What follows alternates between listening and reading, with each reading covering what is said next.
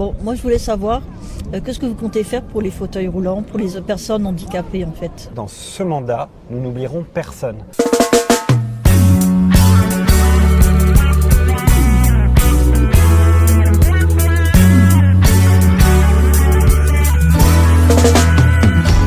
Les Thionvillois Les Thionvilloises veulent savoir. Oui, alors la question du handicap, la question de la différence et de l'inclusion, on l'a vraiment traitée de manière transversale. Parce que dans notre équipe, il est au tout début de la liste, 5e de liste je crois, on a Yves Thury qui est spécialiste de l'inclusion, c'est son métier.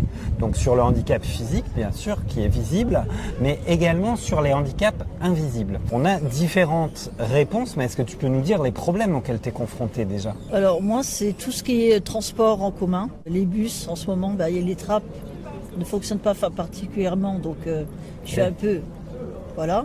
Les voitures qui se garent sur les trottoirs, les passages piétons où c'est pas adapté pour les handicapés.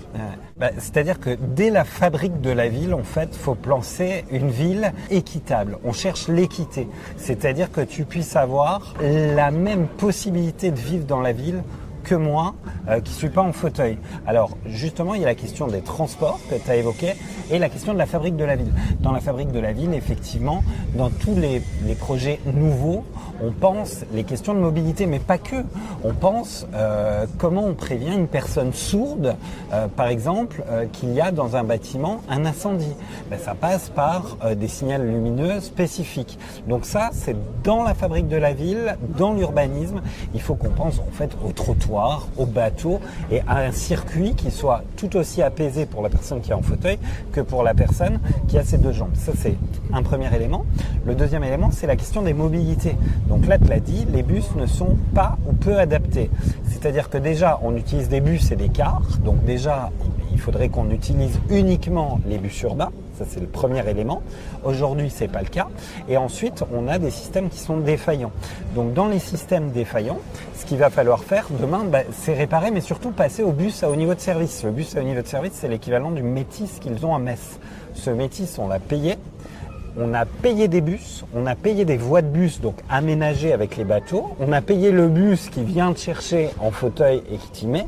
Et au lieu de ça, on a eu 2 ponts. C'est-à-dire qu'aujourd'hui, tout l'argent est passé dans la fabrique des ponts et ces ponts arrivent comme ça dans la circulation. On n'a plus l'argent pour acheter les bus, on n'a plus l'argent pour faire les pistes cyclables. Bon, nous, on va aller au bout de ce projet. Il nous était promis pour le 1er janvier 2026 par le maire sortant. Donc on voit bien que les délais ne sont pas tenus puisque le 1er janvier 2026 est passé.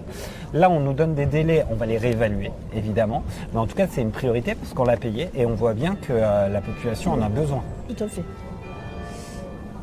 Tu me disais que tu avais des problèmes en fait de logement, c'est ça? Oui, problème de logement. Mon logement n'est plus adapté. Aujourd'hui, on a des associations qui ont identifié les personnes et qui ont déjà des réponses. C'est-à-dire qu'il faut pas réinventer le show, il faut s'appuyer sur les associations existantes, les associations sociales qui font dans le social, et il faut donner les moyens aux associations d'aider les personnes qui sont en difficulté. C'est pourquoi nous lancerons dès notre arrivée des grandes assises associatives pour remettre à plat l'ensemble du fonctionnement associatif dans le domaine culturel, sportif, mais aussi des solidarités. Et l'idée, c'est vraiment qu'on puisse avoir l'associatif qui finalement fait ce pourquoi il a vocation à agir et que la collectivité soit derrière pour aider les associations qui elles-mêmes aident les gens qui en ont besoin. Au travers du cap, au travers de la direction qu'on a donnée, on voit bien que dans ce mandat, nous n'oublierons personne. Les Thionvillois Les Thionvilloises veulent savoir.